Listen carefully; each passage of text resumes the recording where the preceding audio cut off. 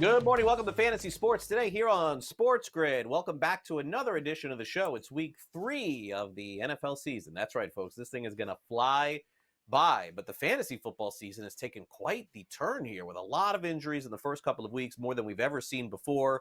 One game in the books, many more to come this weekend. George Kurtz is my co-host, as always, here on FST. George, another week.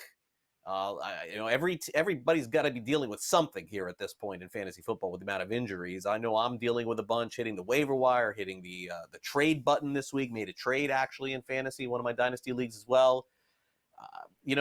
I guess we're always prisoners of the moment, and we forget that every year has significant injuries. But I would say that because of the amount of ones that we've seen to a number of players at the skill position, everyone's probably dealing with something this week. I would say if you're on a team and you're I guess your starting lineup is still your starting lineup, wow, you're doing well. All right, now I've been sort of lucky, Craig. Like I said, I'm playing in 9, 12 leagues, whatever it might be. I haven't been hammered, except in one league I've lost my 2 starting quarterbacks. That's a 1 quarterback league, and luckily in that league, people didn't go bananas drafting backups. So I was able to actually pick up Derek Carr this week. I have Jordan Love and Tua was my backup there, so I'm down to Carr here. But also guys like Kirk Cousins were still available there. Matthew Stafford, who I wouldn't claim anyway, was available. So was somebody else who was decent, who I thought about grabbing there. So got lucky in that. So I've been lucky so far. No doubt I'm very happy about that. But it's definitely the story of the season. McCaffrey, right? Debo now, T. Higgins has been out, Kupp, Nakua. You go on. Mostert's probably not going to play again this week, right? So it's definitely been the story of the season so far. I'm not going to tell you it's the worst season ever because, a couple of years ago, I think you and I were saying the same thing, Probably, right, with all these injuries, right? Football, it's a game of attrition. I've said this a million times. 12-team league, 3 teams will be eliminated because they don't pay attention. 3 others because they get hurt, and there's nothing you can do about it. I just want to stay away from one of those 3 teams that get hurt, and I'll compete with the other 6 teams. Yeah, I mean, being healthy is really the key. And as George mentioned, I mean, I'm off to good starts in my leagues, but now some serious injuries. I'm dealing with those. All right, let's recap what we've seen thus far this week in terms of news, notes, and information. Thursday Night Football is officially in the books. The New York Jets took care of the New England Patriots. George and I have sort of talked about this. I think we've been in agreement that at some point New England was going to hit this moment where for the rest of the season they look like the worst team in football. I think they're there. The Bengals have played okay. They just haven't won any games, so they're 0-2. Joe Burrow is not panicking as of yet. As George said, maybe getting a little bit healthier as the season goes on. New quarterback for the Carolina Panthers, and that is Andy Dalton. So this instant fade of their offense. Question is, do you still do that this week? And Cooper Kupp, for the time being at least, not placed on injured reserve, but as George, you and I have talked about, Sean McVay is not one of those coaches for me. I think he does a great job. I just don't trust him at all. Like I don't have any read for what this guy is going to do on any given week. And as somebody who has Kupp, I don't even know what I was like sort of rooting for, George, because I do have an IR spot that I could have put Kupp on, but because he's not on the IR, I got to kind of sit and wait. But naturally, I would think if we looked at this grand scheme of things, I think ending there with the Rams, I think the Rams are probably the team that's most banged up going into week 3. It's funny. I was just looking at the thing now. Yeah, Kupp. If I don't have Kupp in any league. I am risk averse during draft, especially in the first couple of rounds. So I'm not drafting Kupp. I didn't draft Nakua because he had the knee injury going in. Right. I stay away from guys like this, assuming that it's close with another player. Kupp and so and so. I'll go with so and so because I didn't want to take that chance there. But it's an interesting thing you bring up there. If I did have Kupp, we know this is a multi-week injury. I think I would have rather him just be put on the IR, and this way I can go pick somebody else up. All right, then I don't have to worry about it for 4 weeks. Because let's face it, I don't think he plays next week. And then let's just say for giggles he's going to play the 3rd week. Well, you don't know how many plays he's going to play, right? Is he going to be a full-time starter, or is he just going to be out there for, to showcase himself but not really can't do anything? So that might be another dead week. I'd rather just eat the 4 weeks and find somebody else who I possibly could start, especially with bye weeks coming in a couple of weeks as well here. So that's the way I would have looked at it for a guy who I think is going to be out multiple weeks anyway. Then I'll just put him on the IR. I understand why the Rams haven't, or as of right now they haven't. Maybe they will at some point next week, depending on how he recovers. Because, boy, one thing we don't talk about, yeah, you lost Kupp and you lost Nakua, but if you have Stafford, well, you lost him. He's useless now. Yeah, and Kyron Williams, Craig, I only have Kyron in one league. I'm in the Scott Fishbowl. I have to start him because who has the depth at running back not to? But I did look. I'm like, do I really want to start Zeke over Kyron? That'd be my choice, starting Zeke Elliott over Kyron. Because I don't expect, I mean, come on, Craig. If you're the 49ers, what are you playing? 10, 11, 14, 15 men in the box? Everybody goes in the box to stop Kyron. Force Matthew to throw to Robinson, Parkinson, Johnson, guys that nobody even knows. That's true. Yeah, no, they're really. But again, San Francisco, not the healthiest of teams either, as George mentioned.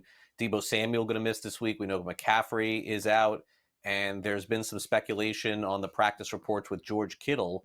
We'll see if he ends up suiting up this coming Sunday. But let's go back to the Thursday night game real quick, George. The Jets defeat the New England Patriots, 24-3. A game where Breece Hall, somebody like myself, people who have Breece Hall, got it pretty much exactly what the scoring predicted for him this week. So that was a solid week. Aaron Rodgers at this point, not really startable, but a dominant defensive performance. And I think on the flip side, George, you really can't be starting anyone on New England. Like these performances, for example, the one that we saw on Thursday night, I think this is more of an indication as to what we're going to see from the Patriots moving forward. I agree. All right. I think week 1, week 2, whatever you want to call it, was an aberration for New England. Sort of like the bad team get off to a hot start, but they're a bad team. All right. We know there's not much here. Now, they did announce on Friday, as far as New England, that Brissett is still going to be the starter, which makes perfect sense because would you want Drake May making his first career start in San Fran? That's who they played next week. All right. So I wouldn't want that either. So we'll see when they're going to, when May's going to come along. He is going to start eventually. But I would agree, in San Fran, probably not where you want the rookie quarterback to start. For New England, this is a lost season. All right, we know that. All right, so you don't start him until you feel he's ready to start. You don't want to do a Bryce Young situation where, and you just burn this kid out. It's not going to work out, and he has to move on here. So we'll see when that situation is, whether it's week 4, week 8, week 10, whatever it might be here. But the bottom line is this, Craig. You already said it. There's no one on this team. I mean, the offensive line is, you don't have any receivers. I mean, listen, Douglas is nice. I'm sure Douglas and Polk are nice guys, but they're not top flight wide receivers. Your tight end, Henry, he's a volume guy, catching balls, but we're not talking a game breaker here. New England has a lot of work to do on offense. Yeah, and again, give credit to Gerard Mayo thus far. They've looked a lot better than people thought. Should we give credit to Dave Canales? I don't know that he made this move, George. It was really weird earlier in the week. Canales said that Bryce Young was his quarterback, and then the next day came back and said he's not. I'm going to guess somebody above him told him it's time to make a move at quarterback. Now, bringing in Andy Dalton, for some reason, George, the community seems to think that this is like an upgrade over Bryce Young. I'm here to tell you it may be, but this is like basically going from an F to a D. Like, I don't understand what's going on here. Andy Dalton's been around longer than SportsGrid, been around longer than our producer Sam's been alive. And the guy can't move. Is he going to turn into Joe Flacco from last year? I mean, I guess that's what they're hoping. Well, technically, they're not lying. It is an upgrade, right? He can't be any worse than Young. Will he make Thielen more usable? Yeah, I think he will. John, sure. Yeah, more usable. I don't think I'm dying to start these guys in fantasy, but they'll be more usable. So sure, he's an upgrade. Is he the answer? No. All right, they're not winning any games with Andy Dalton. He's not going to be the, oh my God, he's going to save the season. No, season's done. It was probably done coming in anyway. Yeah. I found it weird as far as Canales is concerned, by the way, because when you hired him, would you hire a guy that you thought could fix Young, yet you gave him a whole 2 games? And then you said, nope, not going to work. So I find that this whole situation is strange. Bengals are 0-2. I would think a turnaround is coming, right? Listen, I think they wish they would have played in week 2 and week 1 like they did in week 2. Just reverse it. They'd be 1-1. They'd be fine. They'll be fine. They're going to beat the snot out of Washington on Monday night. Yeah, I don't think so. I really like Washington a lot. They're playing good football. Maybe George and I disagree on that game. All right, let's take a quick time out on fantasy sports today. Up next, we recap the fantasy implications from Thursday night.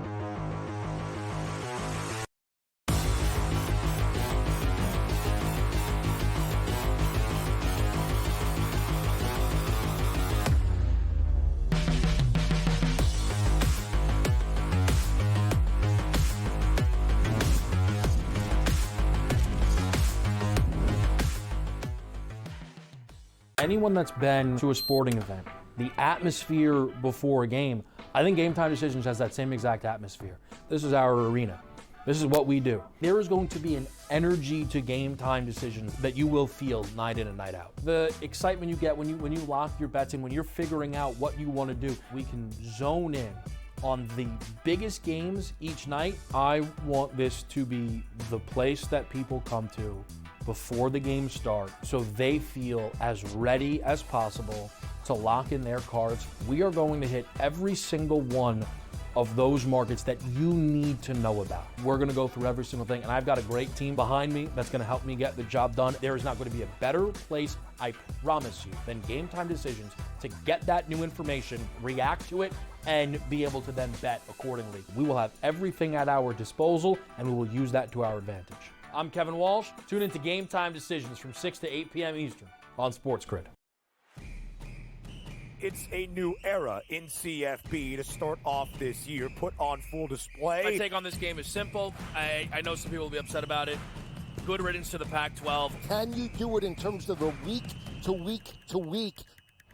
I don't see a pathway for this team to miss the college football playoffs. We want to make sure you have those best bets in the entirety of our betting cards. That was Lincoln! but he had that program was already going there. Only on SportsGrid. The sharpest football contest show in the land, the Las Vegas Football Contest Show, focuses on Circa Sports Million, Circa Survivor, and the Westgate Super Contest, handicapping the games and releasing our contest picks every week of the season.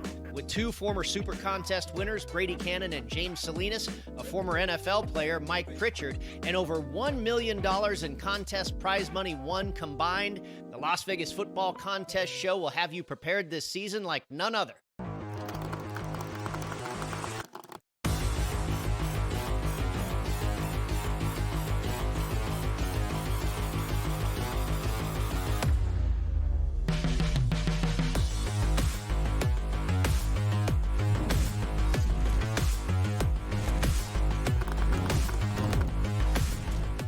I think what George was trying to say about 5 minutes ago is that if you played any Patriots on Thursday night, it's your own fault. I think that's probably a fair assessment. They really just don't have a ton of players to start in fantasy outside of their running back, and he didn't even look good. But on the Jets side, yeah, I mean, there were some options. Aaron Rodgers, George with his best game as a Jet, which isn't saying much, but he's only played 3 or 2 and a third or a quarter or a play. 281 yards, 18 rushing yards, 2 touchdowns, no interceptions. And that stat line to me, George, is exactly what I think that he's going to be doing the rest of the season. I think that's a very fair bar for you to set if you're starting Rodgers. I can't imagine you are in a 12-team league, but 2 quarterbacks, I think that is the line. You know, and those numbers, keep in mind, I think you're right, by the way. That's the line you're looking at. But those numbers probably would have been better if the game was closer. Right? He didn't need to really do much in the fourth quarter except kill the clock and get out of there. Listen, I do have Aaron Rodgers in 2 leagues. They are both super flex leagues. He's my quarterback 3 in both leagues, and I did not start him last night. I just thought he would be a little bit tougher matchup here. So we ended up getting, I think, if you throw 6 points for a touchdown pass, I think it was 24 points. So it was a good night. I'm probably going to regret that. You know, I wish I would have. I have Geno Smith for him in 1 league. And I think I decided to go with Trevor Lawrence for him in another league, looking for upside there. Definitely going to regret the Trevor Lawrence one. Geno Smith, we'll see. I think Geno's been good. But, you know, Rodgers is what he is. You know, he looked really good moving last night, Craig, right? He scrambled a couple of times. Not that you're looking for that in fantasy. I'm just talking about as far as the Achilles. He can move, which is good to see here. The little pushing thing with Saleh on Thursday was interesting. You know, he pushed him away. Listen, the guy's a jerk. I don't think there's any much doubt about that, but he can still play football. He's still got zip on those throws here. We'll see how the Jets rebound here, but I think the Jets, once again, so the reverse of the Patriots, had 1 bad week, probably got lucky last week with the W there, thanks to some mistakes by Tennessee and Will Levis, but other than that, the Jets may end up being the team we thought they were going to be. Little Dennis Green for you. Yep, hanging in there. I think that's the mantra for them, at least for the time being. All right, so the Patriots now have 10 days, George, until less than that now that the game is in the rearview mirror, but about 10 days till their next game. Drake May got in the game on Thursday night. Jacoby Brissett, we know that he's on borrowed time. I mean, look, he could be worth a pickup, but it's still the New England offense. Dynasty leagues, you just stash them and wait for next season. That would be my estimation. I mean, George, if I had to take a shot at this thing, my guess is you can't really. I mean, maybe you can sit Brissett, but he's played well enough. I think he's earned another start. But if New England's sitting on that 3, like they were against the Jets at the halfway point of any game, I think that's when the change will be made. So I think we're coming to the end of Jacoby Brissett starting. Oh, I think so as well. Like I said, I think Brissett will start week 3 against because it's San Fran. If they were playing a weaker opponent, we might be having a different conversation. Then week 4, they got 3 straight home. Well, 2 straight. Well, depends on how you look at it. They play Miami, Houston, and that Jacksonville game is technically a home game, but that's in London. Or actually, it's overseas. I know they're playing in London, Germany, the Moon, wherever they're going to play this year. So it's overseas somewhere there. I normally teams like to start the rookie quarterback at home, friendlier. Miami, not the greatest defense. They're not going to have Tua. It'll be Skylar Thompson or Huntley, whoever it might be. So that could be friendlier. Houston also, once again, not the greatest defense. Not that I don't think you'll win either game here. I don't know if you'd start them in London because you'll be a shorter practice week. And then after that, you get the Jets, who you probably want to avoid. Then you get 2 road games. So there's not a perfect spot here. But bottom line is also this. Craig, I don't think Brissett lasts the season physically. He got hammered last night. And it was I don't think he'd play 17 games anyway. I wonder if it's going to be in Miami against Miami in week 4, if that's when it's going to be. Or I said during that stretch, Miami or Houston, week 4 or week 5. Yeah, and we sort of knew this going in that their offensive line wasn't very good. Okay, so projected fantasy points, even though the lines were a little bit strange, Garrett Wilson, 5 catches, 33 yards, and a touchdown. Maybe a little bit less than what you wanted, but okay, you'll take it. Breece Hall, his projected fantasy points, 18. What did he get? 18. So you'll sort of take it. And then finally, Antonio Gibson got himself into the game with Ramondre Stevenson a little bit banged up. I don't know if I'm still buying on Antonio Gibson. It's been a number of years with very little production. So if you have Breece Hall, you're kind of like, okay, that's what I wanted. If you have Garrett Wilson, you're like, all right, maybe not exactly what I wanted, but good enough. And I just don't think there were huge fantasy disappointments out of that game last night. It was pretty much exactly what you wanted. I don't know if I would put exactly what I wanted. I think, if you didn't know the score and how the game was played, okay, you'll take it. It was a tough defensive game, New England, tough defense. By watching the game, though, I think you're annoyed. Once again, it looks like Rodgers has eyes for Lazard. That's annoying. If you're a Garrett Wilson, Chris, this is your worry going in, right? New quarterback. I know they sort of worked together last year, but they really didn't. New quarterback going in. Who's he going to for? And it looks like to be Lazard because that's his guy. That's his boy, right? That sort of thing here. And there's nothing wrong with Hall, but Allen's getting a lot of play, more than you would like. Yeah. One of the reasons why Hall was a first-round pick is because he was the guy, right? There was no one to worry about here. Now Hall is sort of like every other running back. Most running backs. Now you're part of a system, part of a combo, part of a duo, timeshare. You may be the bigger part of that timeshare, but it's still a timeshare. You're not getting the points you like. Like, you'll take it because of the final points on the like I said, the opponent you played here. But you're probably not thrilled if you watch the game and realize, I'm losing all these points to Allen. I'm losing these points to Lazard. Not to mention Conklin had a big game. Mike Williams gets in there. So as a Wilson, somebody who has Wilson in the league or two, I'll take it because I didn't expect much from him last night. But I'm still a little concerned here. I still want to wait. I'm waiting for that breakout. When is that going to come where he's the guy, that bottom first round, top second round pick? Yeah. And look, there's still, people forget there's still so much time remaining in the fantasy football season. And, again, the Jets are not a juggernaut of a fantasy offense, but I mean, George makes a fair point. You probably wanted 5 more points. I think that's fair to say from Garrett Wilson. So you ended up getting 5 less. You just have to hope your opponent who you're playing against gets, one of their players gets a few less points. And in terms of Breece Hall, pretty much what you paid for there with his 18 points. But, Braylon Allen is going to play. He's going to play a little bit. So a potential handcuff for those of you who are playing in leagues with Hall. All right, coming up next, it's time for us to dive into some potential replacements. Let's say you have Tua Tagovailoa. You were looking for a new quarterback on the waiver wire, but Tua is going to be out. We'll see if we can come up with some options next.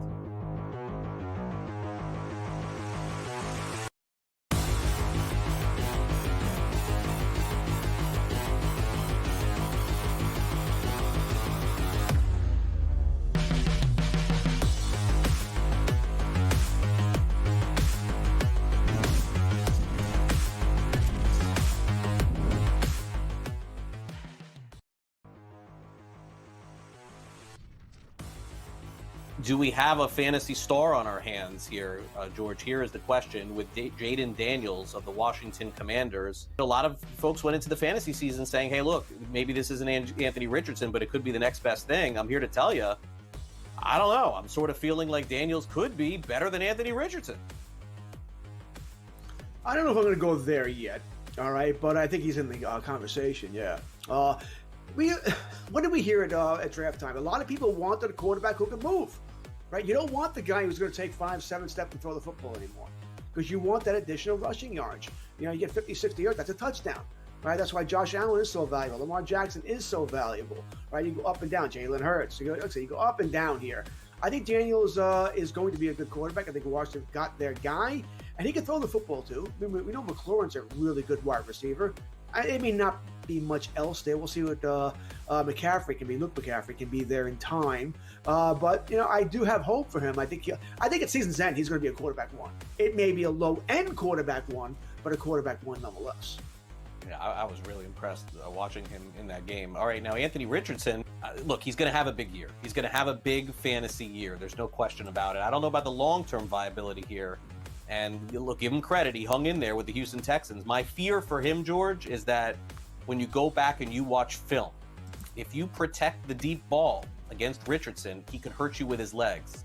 And that may be where all of his fantasy value is coming from. I cannot see him throwing 2 70-yard bombs like he did again. That should come in time, right? Practice time. I think he will get better here. I think Richardson is going to be fine. Does need to learn how to avoid hits. All right. Once again, that hit. Remember that hit from Tua last night? He initiated it. Slide. The rules are made for you not to get hit. Take advantage of them.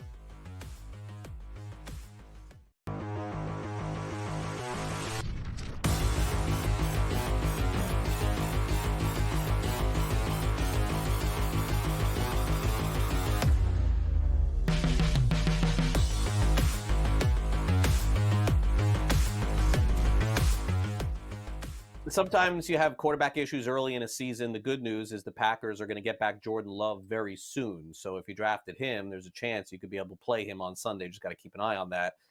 Dolphins lost Tua Tagovailoa. He is going to the injured list, and in all likelihood, probably not going to start Skylar Thompson. So taking a look at some backup quarterbacks, potentially maybe somebody to add and stash in a 12-team league or absolute starters in 2 quarterback leagues. And George, let's start off with Derek Carr of the New Orleans Saints, who is off to one of the best starts of his career. He's been fantastic. Over 400 passing yards, 5 touchdowns, 1 interception, and yet the Saints are only 2.5-point favorites against the Eagles this week. I mean, it sort of tells you, when I look at odds like that, it sort of tells you there's still a lot of non-belief in what the Saints are doing. Now, I don't think we're asking Carr to be vintage Drew Brees or anything like that, but he has connected. I want to be clear here with Rashid Shaheed on 2 monster bomb touchdowns. Okay, and you don't want to take those away.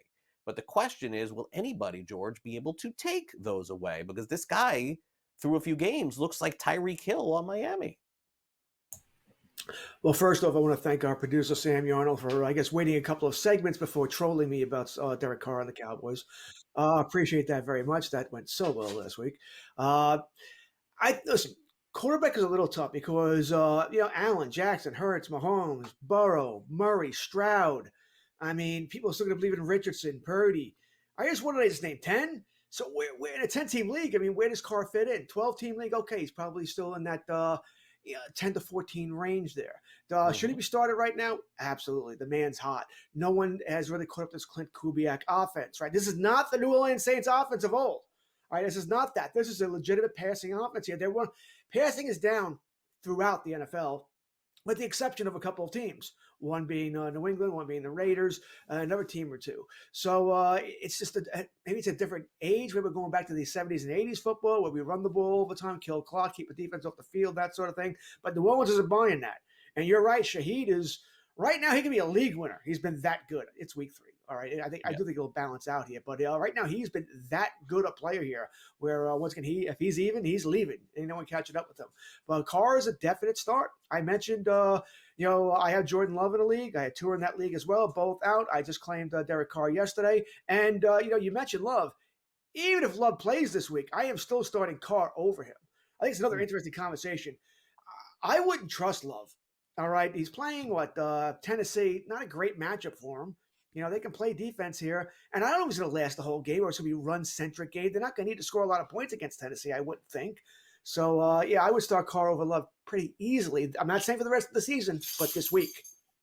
Fair enough. All right. Now, the question is, would you add any of these players as a second quarterback or start in a 2-quarterback league? Because I think, as George illustrated, Carr's probably the only one that you would start within the top 10. But outside the top 10, you have Sam Darnold of the Minnesota Vikings, who is no stranger to good starts. He's off to another one, playing really good football. And you also have Geno Smith.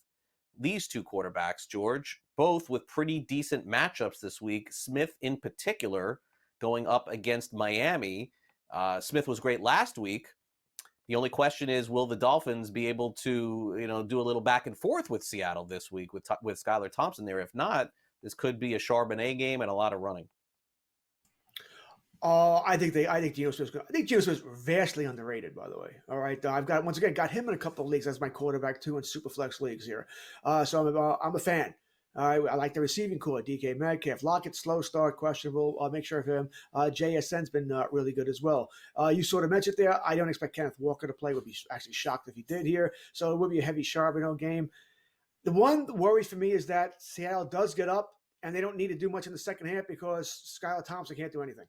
All right, and this is it's 20-3 or something like that. That's my one worry here. But I'm in on Geno Smith. We met the Sam Darnold.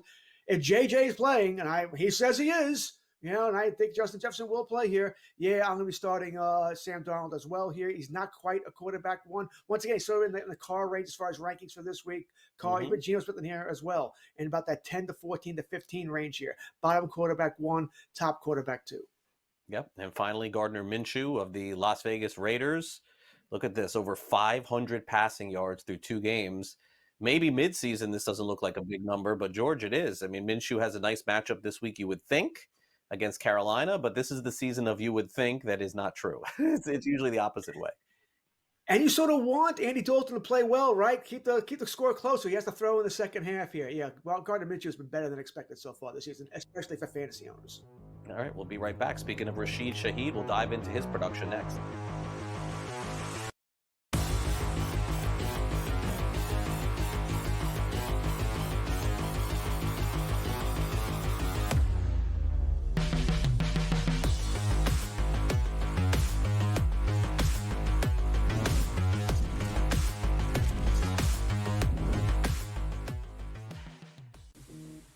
Right here with you on Pro Football Today on SportsGrid. Odds in motion, trying to see what lines have moved throughout the week. Never felt more comfortable in the set than I do for this year. I am ready. I'm just getting angry. The hot takes are going to be here all long, people. What in the world is going on in Miami, Dog? It's not particularly anything to shy away from just because many people are on top of it. Hot take, hot take. I think this line is asking you once again to take New Orleans. Pro Football Today, only on SportsGrid. Simply put, the only way to bet this is over/under win total. I love Tyronn Lue. I think he's one of the 5 best coaches in the league. But my dear friend George Sorlis told us to me a long time ago, you can't win if you don't got the talent. Unfortunately, I don't think the Clippers have the talent to match up. Betting above the rim, only on SportsGrid. Brian Daboll has been feeling it. He's in a foul mood. He's having stare downs with Pat Leonard and everything else. John Mara wants Brian Daboll to go and get the next quarterback. They tried to get the next quarterback. We all watched it on Hard Knocks. They couldn't end up with Daniels. They couldn't end up with May. So they said, okay, we'll run it back a year. We'll go get Neighbors, and we'll tolerate. Pharrell Coast to Coast, only on SportsGrid.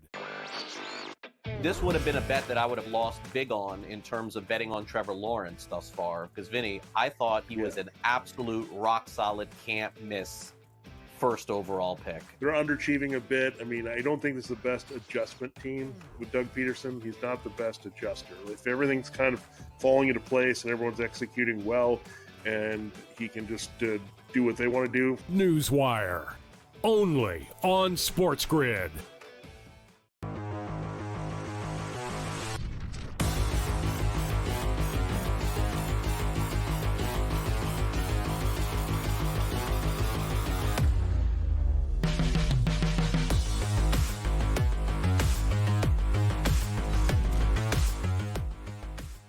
Yeah, as George mentioned earlier in the show, look, we still have a long way to go, but if you have Rashid Shaheed on your fantasy team and you started him both weeks, I'm going to guess you're 2-0 unless something really went sideways for you. Otherwise, he only caught really 2 really big passes, but he's being targeted a lot.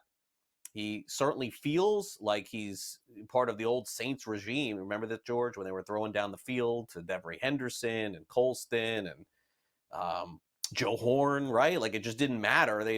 Breeze would just chuck it up and somebody would be under it, run for a touchdown. Saints have not had this kind of weapon in a while. He's 63% owned in fantasy leagues and probably a lot less started in fantasy leagues. But I think he's a must add. And I think at this point, with the injuries in the NFL, he's probably a must start. I mean, I think Sam told us he's about 37% owned. That's 37% available. That's amazing to me. For most leagues, you start 3 wide receivers, plus you got a flex, plus your bench, as you mentioned, all the injuries, and no one's picking this guy up. I don't get it. Right now, I have him as my wide receiver 2. Not even a wide receiver 3 or a flex play. He's a wide receiver 2. And keep in mind, he's putting up all these numbers, and the Saints haven't even had to play in the second half of either game. All right, they blew out Carolina. They blew out Dallas. All right, so what would his numbers be like if these games were closer, where they were still throwing the ball in the second half, not just trying to get out with a win and move on to next week? So yeah, Shaheed's a pickup. Listen, do I think he's going to be a wide receiver 2 all season long? Probably not. All right, probably not. But I think he'll be playable. I think he'll be usable. I don't think he's going to fall if you're off the table. We're not going to want to. I mean, I had him on my team last year when he was so deeper leagues, but you get my point here. So yeah, Shaheed is a must add. All right, so the next 2 receivers are really interesting. One, because I think that we may have to change the perception of what we think of him. And then the second one, just because of injuries, picked up in virtually every league. So this is going to be a low number. We'll start off with the Chargers, Quentin Johnson. Now, Justin Herbert's still questionable for Sunday. Keep in mind, he's expected to play, but very limited practice. People forget Quentin Johnston basically was one of the best receivers in all of college football, took his team to the college football playoff and almost a championship. He's already got 2 touchdowns. I think Jim Harbaugh sees this. For whatever reason, Brandon Staley couldn't get him going. But this was the, by default, wide receiver conversation, George, which is, by default, Keenan Allen, Mike Williams are gone. Who's going to be the guy? We discussed it. We brought up different names. Palmer was one of them. It's obvious to me that even with a new coaching regime, they want to see Quentin Johnston get the ball more. I just don't think they're ever going to be throwing the ball nearly as much as they were with Staley. He's 24% rostered. For me, George, he's a pickup. I don't know that he's a start, but I would like to see the progression over him over the course of the season. I would probably agree with you on all counts, but I would need to know who you're releasing for him. That's sort of where Shaheed has to be on your team, or you have to have a worse player than Shaheed. Quentin Johnson, I probably need to know who you're releasing, because I don't know. I think the player himself is fine, but we know the offense isn't going to throw the ball up and down the field. Herbert, another injury, which is just annoying. Same foot he had to plant the fasciitis, by the way. So that's somewhat concerning. I think he plays this week, but still, I don't know how long he's going to drop back. Can he scramble now to get extra time here to find people down the field here, that sort of thing. And I'm certainly, even if you're picking up Johnson, you're not starting him this week. All right, that game, Chargers, Steelers. All right, that's going to be old-time football, 13-10, 14-10 game, just boring. So you're not starting them this week anyway. Now, another, I think, pickup for this week, if you have Debo or you have Cooper Kupp, I think Juwan Jennings is a really good option. I'm not completely sold, George, that Brandon Ayuk is just going to absorb all of the catches. Now, George Kittle's status would certainly give Jennings now a double bump, I would say, if he didn't play on Sunday. The Kittle thing is a little bizarre, and maybe you're saying, well, Craig, they play different positions. What does it matter? I think it does. I think that Jennings, George, if Kittle is out for whatever reason, I think he becomes a must start for the San Francisco 49ers. I think he's going to get a lot of targets, a lot of catches. We saw how well he played in the Super Bowl, too. But if Kittle is in there, I still think he's good, but I don't feel as confident inserting him into the lineup this week. Boy, it's like you guys have read my waiver wire pickups this week. I grabbed Jennings in a couple of leagues. Same thing. Even if Kittle plays and Ayuk is back to Ayuk, this ball's need to be go around here. It's not all going to go to Ayuk. And the Rams are going to try and take Ayuk out of the game. Make no mistake about that. They're going to want to force anybody but Ayuk to beat them in the passing game. It makes perfect sense here. And if Kittle plays, which is iffy, I don't know if he's going to be anywhere near full strength. Got the hamstring problem. Does that heal in a day? You know, the next 24 hours? What is it, 32 hours? Whenever the game starts here, that's going to heal? I don't think so. So I don't think he'll get his full complement of snaps anyway. I think Jennings is a nice pickup here. This is not an unknown guy. As you said, he had a good playoffs last year. Saved their bacon, actually. They may have not have gone as far as they did without him. So, yeah, I'm a Jennings guy. I think he can be a good player for them, a good solid player. I think he'll put up good solid numbers. Have him as a wide receiver 3. All right, now a couple of wide receivers that are absolutely still on the waiver wire and maybe still should be left there, George. Just depends on how you feel about it. Jalen Naylor of the Minnesota Vikings has been seeing some extended time, of course, without one of their wide receivers playing. So the question is Naylor just someone that had good fortune because of an injury, or will he play a lot more? The same could be said for Jordan Whittington, and I did watch Whittington play a little bit last week, George, and I think he's going to be in that slot spot for the, for the Rams. So what I would say here is I don't think I would start or even pick up either. But if you needed to pick one and you needed 8 points, I think Jordan Whittington on the Rams is going to get you those 4 catches and 40 yards this week. No Jordan Addison, right? He's out. I'd rather have Naylor. I think it's almost an easier choice. I think they both probably get your 8 points, by the way. So I guess, I don't think you can go wrong here. But Addison's out here. JJ is going to play. I think it's going to be a high-scoring game in Minnesota against Houston. So I think the opportunities will be there. Aaron Jones is banged up as well. So it may be all rely on Donald on the passing game here. So I like Naylor a bunch for this week. Tell you the truth, both these guys are more bye-week fillers for me, and under normal circumstances. But because of all the injuries, this is why we're talking about them. All right, I think, like I said, I think Naylor has the higher upside. I think that's also a part of this.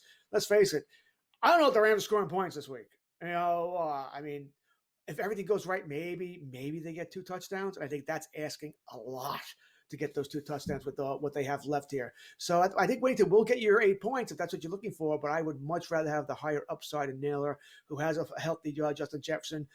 Even if Jones is out, they have Chandler, who's played well here. I think Minnesota's going to score a bunch of points here. Higher upside for Naylor for me. Yeah, I think it's a fair point. I'm gonna go with the other one. I'm gonna go with the guy in the Rams just because we have not mentioned a Rams receiver to play. I mean, it is still Stafford, George. I mean, he's going to throw for 200 yards. They're not going to Tyler Higbee. I've played the Higbee game now for how many years? 3, 4. I mean, it's just not happening. Gerald Everett, he's long gone. They got it. I mean, this guy Robinson, he's no good. I mean, they have to have someone. So, and I want when Kupp went out, because I was, I have Kupp. So when Kupp went out, I'm like, okay, let me see who's going to be the guy. And it was this guy Whittington, man. It was like over the middle, little catches, catch and turn. Reminds me of Renfro. Remember him on the Raiders? I don't even know if he's still there. Hunter Renfro. Reminds me a little bit of him. That kind of wide receiver. Renfro. Really want to trade him. Where did he end up? Is he still in the league? I thought he was. I'm looking. Good. He's a free agent. He's not in the league. Wow.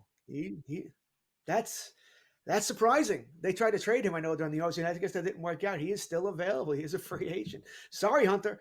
I suppose your name is R-O-W, not R-O-E, which always throws me off there. But he was that Wes Welker-like guy, right? The little slot guy who gets open, gets a few yards. And I guess that's not needed anymore. Surprising that he's still a free agent. He's not that old either. Yeah, no, I'm surprised he's still out there. You know who else I'm surprised is still out there? Anders Carlson. Anders Carlson. What? Nobody signs his kicker? I mean, Gano got hurt. Sign Anders Carlson, man. Bring him in. That guy can kick. What's he doing? Sitting on the couch? I think Green Bay missed a couple of kicks last week. That's an inside joke. Nobody gets it. Everyone's like, this show is terrible on SportsGrid. They're talking about Anders Carlson. It's an inside joke.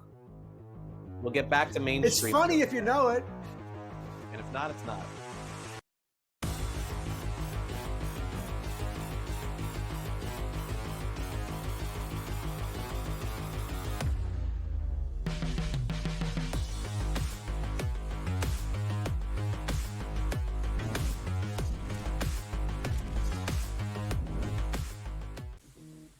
Right here with you on Pro Football Today on SportsGrid. Odds in motion, trying to see what lines have moved throughout the week. Never felt more comfortable in the set than I do for this year. I'm just getting angry. The hot takes are going to be here all long, people.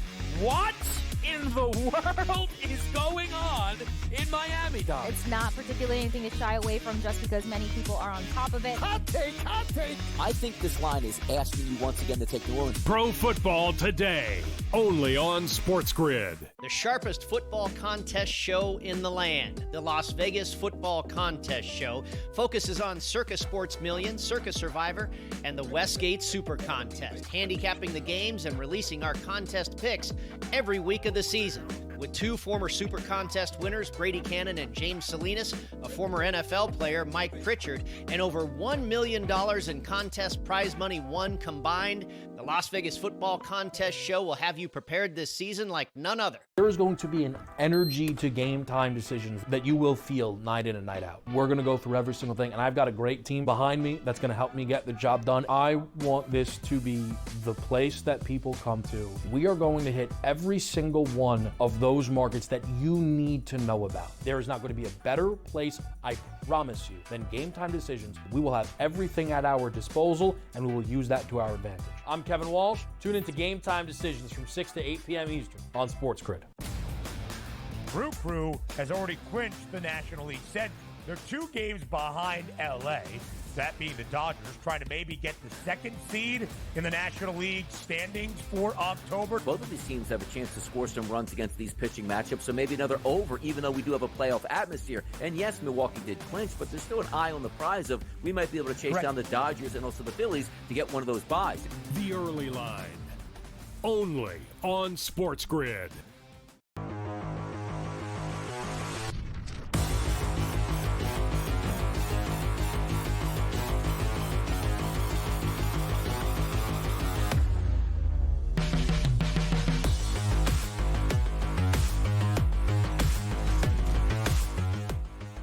Time to have a fun conversation, of a little buy low, sell high. We'll focus in on the running back position. Maybe these are targets for trade, maybe start or sit, but George and I will dive right in. Let's start off with the Indianapolis Colts.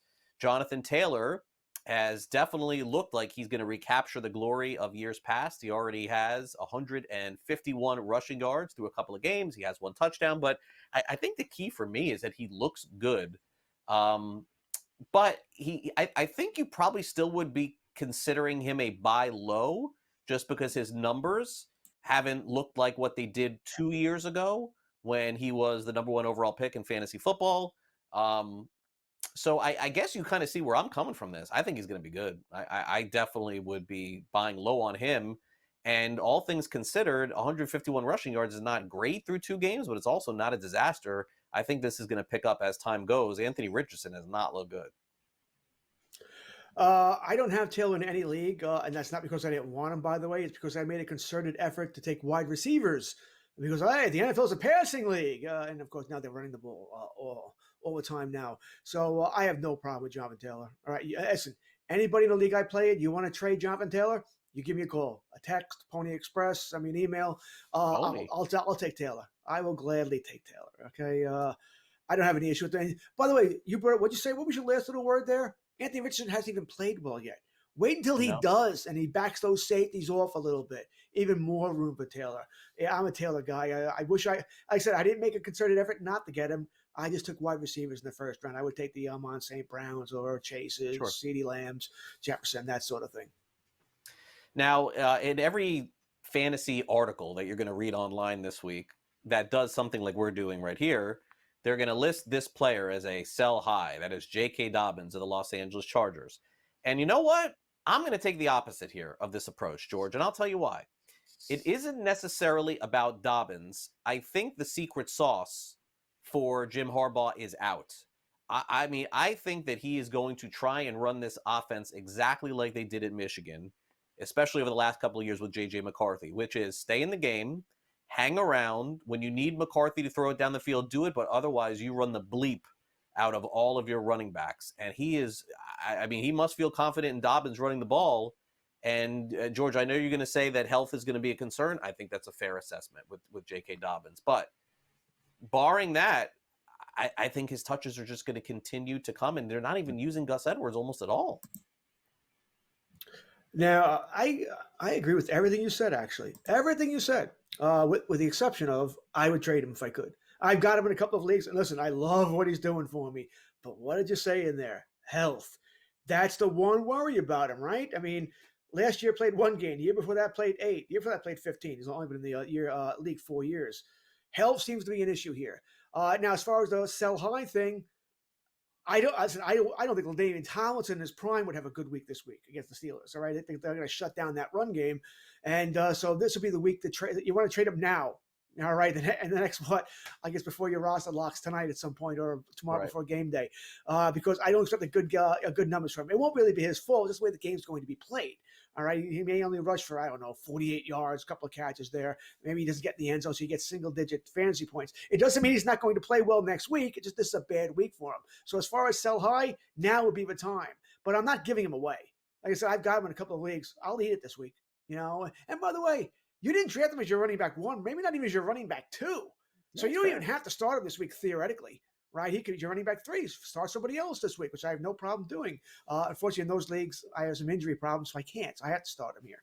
But I said, according to a segment here, he would be a sell high for me right now, but probably next week, not so much. Yeah, no, I just think that they're going to run with the Chargers. It's hard to envision a Chargers power running team, but I think we're there with the Chargers this season. All right, another possibility of a buy low, although Detroit thought that. The Bears think that. Should we think that at this point with DeAndre Swift, George? I mean, 48 rushing yards, 24 receiving yards, 3rd organization in football. This guy looks exactly like he did at the end of the year last year where he couldn't run at all. With Philadelphia, I understand they had the opportunity to get Saquon, and so that's why they punted DeAndre Swift. I'm a little stunned here, man. I saw him play at the University of Georgia. I thought he was going to be a superstar, George, so I'm wrong. But I don't know. I feel like the Bears running back situation may be an opportunity to grab somebody else right now and take advantage for down the line. I thought Detroit made a mistake when they moved on from him. I thought Philadelphia was going to be a great place for him to end up. Now Chicago, okay. Is he just a Jag? Just another guy. I'm surprised his career hasn't been better. I am. Am I dying to get? Listen, I'm not. If I have him, I'll try and sell him. But what am I going to get back for him? All right, then I don't want him. By the way, I'm not acquiring him. You'd have to for a ham sandwich. I don't even like ham. Give me a roast beef sandwich, okay? We'll chicken talk parm? there. Oh, chicken parm. We're there. Well, that's the upper echelon. Okay. Another inside joke. I know you. But anybody who knows me, knows me and my chicken, my love for chicken parm. But yeah, now Swift, what am I hoping for, Craig? I mean, there's no upside here. He's a Jag to me. It's another guy here, running back 3 for me this week. Just another parm. All right, now let's.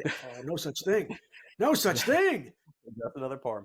All right, let's go to James Conner of the annual visit to James Conner being a sell high on our board here. Here we are again with the Arizona Cardinals. Was it 2 years ago where he scored 1 billion touchdowns? And he just was incredible in fantasy. So for me, I don't know if I'm necessarily selling high. And the other player too, let's get into, is Jordan Mason. I mean, this guy is going to win your league until CMC comes back. I don't think I could sell high on him either. I think both players I'm going to keep. I don't think you'll have 10 better options than either of these running backs. I'm not trading Connor. All right. The man scores touchdowns. And this offense is going to score touchdowns. This is what they do. All right. Kyler Murray's back. This offense can cook. Murray, McBride, Harrison, Connor. It's a good offense here. As for Mason, I can talk about it. If you want to come talk to me, but if I'm a McCaffrey owner, he's not going anywhere. I told McCaffrey. And even when McCaffrey comes back, I want to make sure he's back healthy here. Yep. You said this guy could be a league winner depending on how long CMC is out for. Definitely so. All right, bold predictions coming up next here on Fantasy Sports Today. We'll hit on King Henry next. Don't go away.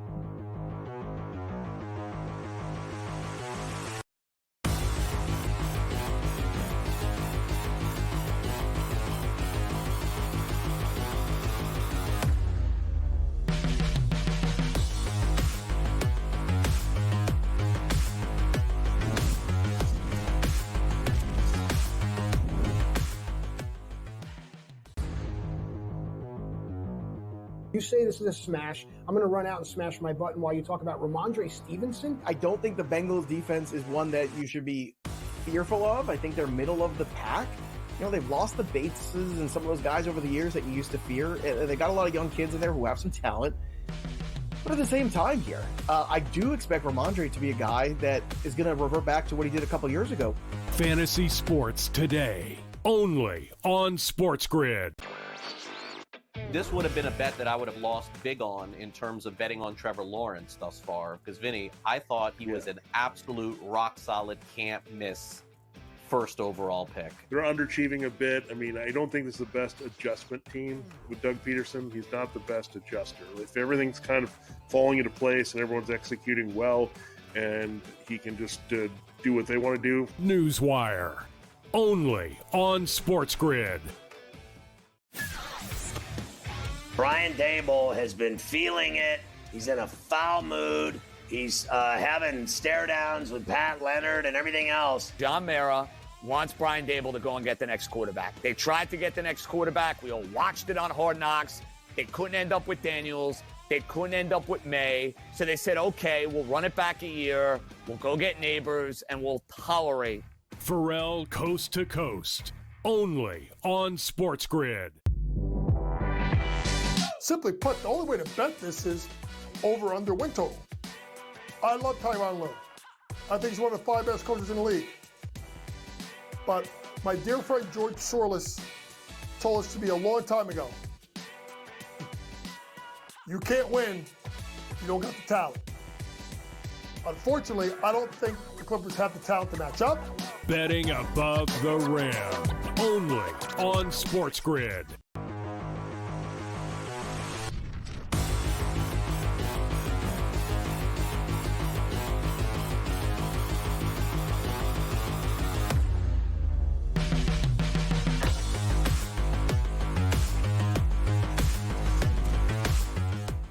All right, welcome back to Fantasy Sports Today here on SportsGrid. As we wrap up this first hour of the show, it's now bold prediction time here on FST. George has a number of them, and boy, they include, it looks like a few running backs here, some really bold predictions with the quarterback here. I don't know about this one, but anyway, George, take it away here. All right, we'll get to that quarterback later on here. Our first Pro Bowl prediction, as I may be the Cowboy fan here, but they cannot stop the run, right? They've had all sorts of issues here. I know that the defensive tackle, Jordan Phillips, went down this week for Dallas, so the interior of that line is poor, to say the least. This should play well for Derrick Henry of the Baltimore Ravens.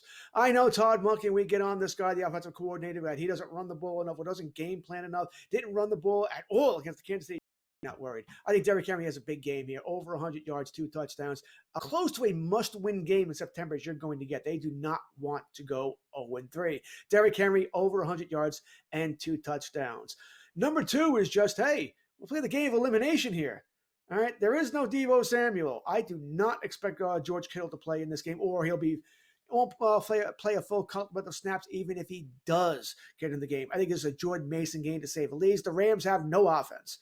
All right, no Nakua, he's on IR. No Cooper Kupp, not on IR yet.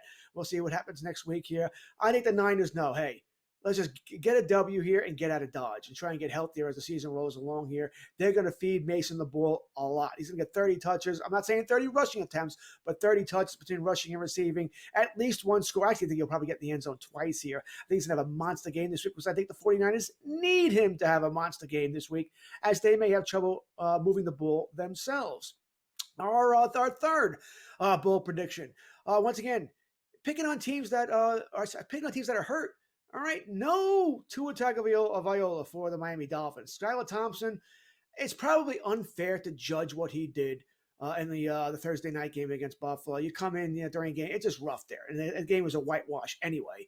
But he looked bad. And I don't know how much better he's going to look with full weeks of practice here. I think Seattle is going to have this game in hand by the second half, and they're going to have Zach Charbonnet just go bananas. Once again, giving him the ball 20-plus times here. I think he's going to have a big game on the ground here, maybe get a couple of catches. I think he gets in the end zone at least once in a game that Seattle controls from the beginning here. Like I said, this is a game where I think Seattle's a little bit of an underrated team. Not a great team, but an underrated team.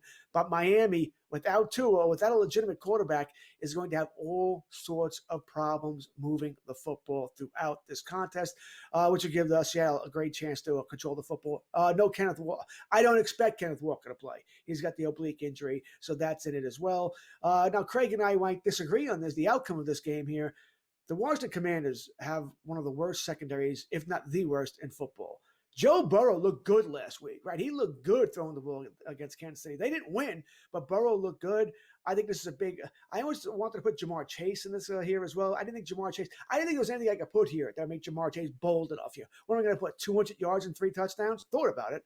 But I think Jamar Chase eats here, has a big game. They get him going. Burrow's throwing over 300 yards, 3 touchdowns here. It's at home, Monday night. Love this contest. By the way, T. Higgins should also be back in this game. Not so sure I'd start him, though. I'd be very careful here. And if you're thinking about it, make sure you put T in the flex position so you can get him out Monday night here. And you better have a backup just in case he doesn't go. Remember, there's 2 Monday night games this week, so you'll have a lot of options there. My last one, this is the one Craig was on me about. The Giants also, bad defense. All right. Now, I probably should have covered myself here and said Deshaun Watson will get 3 touchdowns. Maybe he runs one in rather than throws for 3. But I think this is a game at home against a bad Giants team. I think Deshaun Watson's going to throw for 3. He's going to get 3 scores. He's going to be a top 10 fantasy quarterback this week. I'm actually starting him in a Superflex league over Justin Fields. And that's not saying much. Fields hasn't done anything here. But it's more picking on the Giants than I love Deshaun Watson. I think Watson's terrible. But I think Judy maybe gets Amari Cooper going this week as well here. So I like Deshaun Watson to throw 3 touchdowns against the Giants this week. I think I had a bold prediction either against the Giants or for the Giants in 3 straight weeks. I think I'm 1-1. I think George's predictions could come true.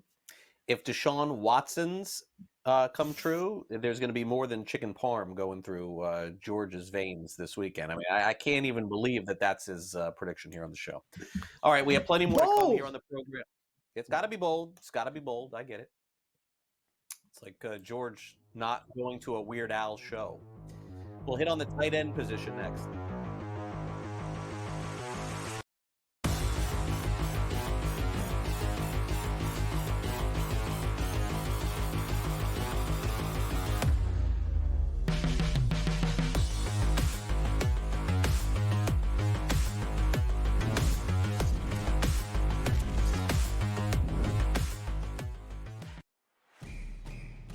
It's a new era in CFB to start off this year, put on full display. My take on this game is simple. I know some people will be upset about it.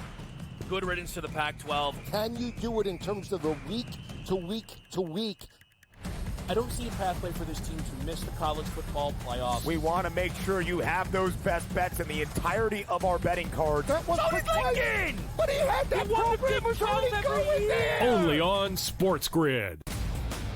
Crew has already clinched the National League Central. They're 2 games behind LA, that being the Dodgers, trying to maybe get the 2nd seed in the National League standings for October. Both of these teams have a chance to score some runs against these pitching matchups, so maybe another over, even though we do have a playoff atmosphere. And yes, Milwaukee did clinch, but there's still an eye on the prize of we might be able to chase down the Dodgers and also the Phillies to get one of those buys.